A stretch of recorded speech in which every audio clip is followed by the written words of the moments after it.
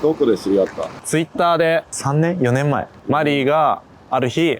俺がイマージョンを使って学習始めた時に、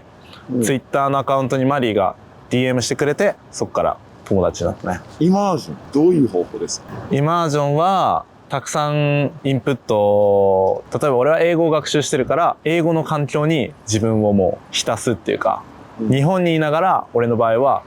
英語をもうずっとシャワーみたいに浴びるみたいに歩いてる時とか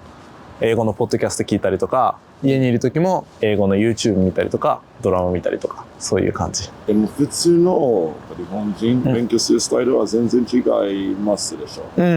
そうだね。普通の日本人はテキストブック、教科書とかそういうの使って勉強するけど、まあイマージョン使って勉強してる俺とか、まあマリーもそうだけど、はまあ本当にネイティブが見てるようなコンテンツを俺らも同じように見て勉強してるね。そう、でもどっちの方がなんか役に立ちますか？俺は一応教科書を使って英語の勉強もしてたんだけど、昔ね。例えば高校生の時とか、まあ、ほとんどの日本人の人がね、学校でやってるのと同じようにやってたけど、断然そのイマージョンを始めてからの方が英語力的には伸びたかなって思う。多分大体の人最初からなんか教科書を使ってるの多分リミットがありますよ。リミット、そうだね。そうだね。教科書を使って勉強してるとどうしてもその教科書以上はいけないもんね。そう。今どういうレベルですか？英語で。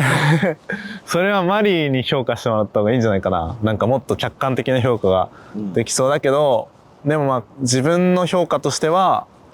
英語をコミュニケーションとして使うには全く困らないレベル。そうかなって思います。相手を理解したりとか自分の意思を伝えるのには何の支障もないぐらいのレベルだと思います。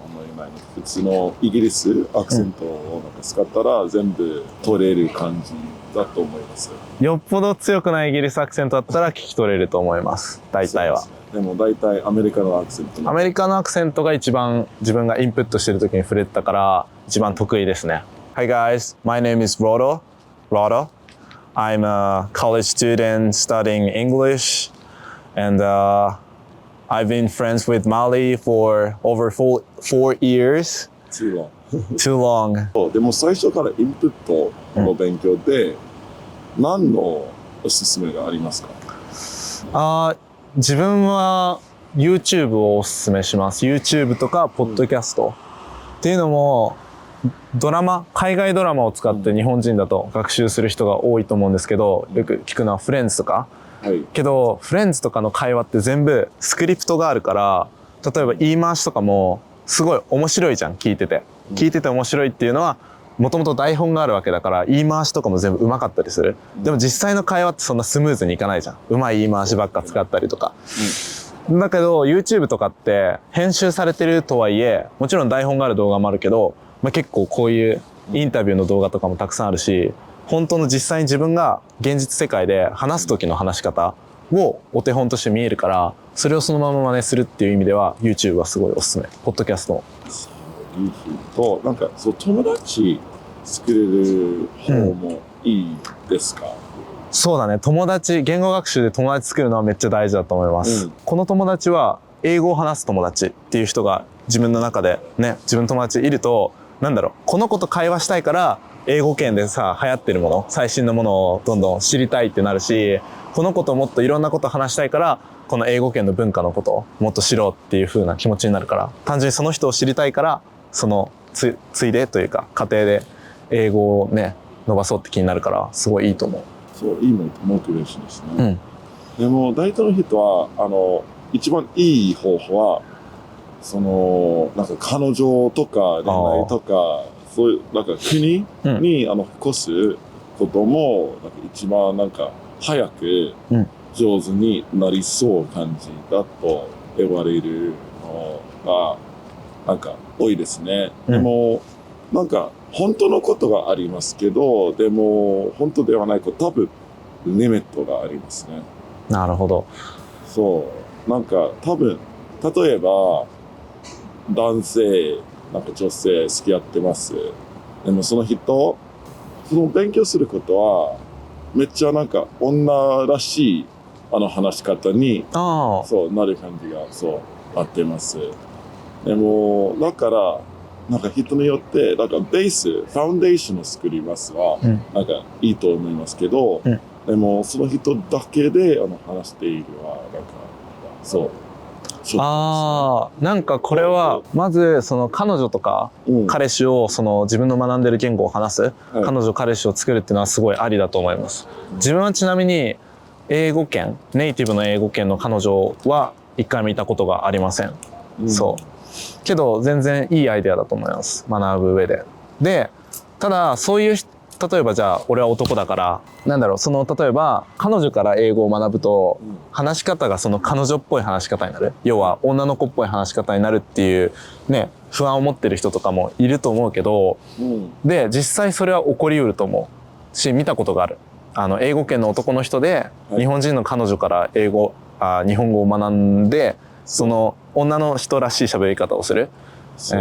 アメリカ人の男の人とか見たことあるんだけど、でもそういうのも結局その人の日本語がどんどん上手くなっていけば、自然と、その人らしくなっていく、だんだん。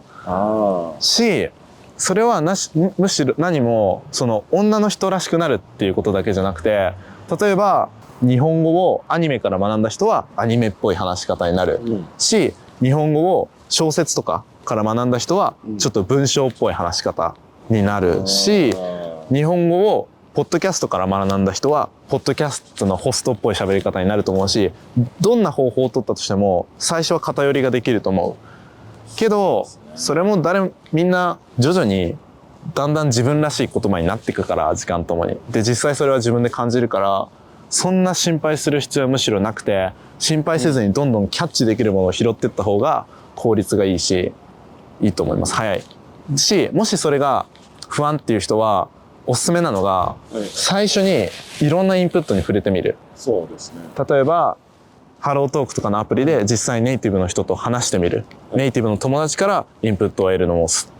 一つ。 YouTube の動画、いろんなジャンルの動画、ビデオエッセイだったりとか、あとはニュース、YouTube に上がってるニュース番組とか、いろんなのを見たり、ポッドキャスト見たり、小説読んでみたり、いろんなのに触れると、いろんな、例えば俺の場合だったら英語のいろんな英語を知ることができた。だから最初にそういういろんなものを見ておくと、自分の中で、この言葉はあんまり口語では聞いたことがないな。本とかでは何回も見たことあるけど、普通に人が喋ってる時にあんまり使われないなとか、そういうのがなんか分かってくる。説明が難しいけど、いろんなものに触れることによって、言葉の、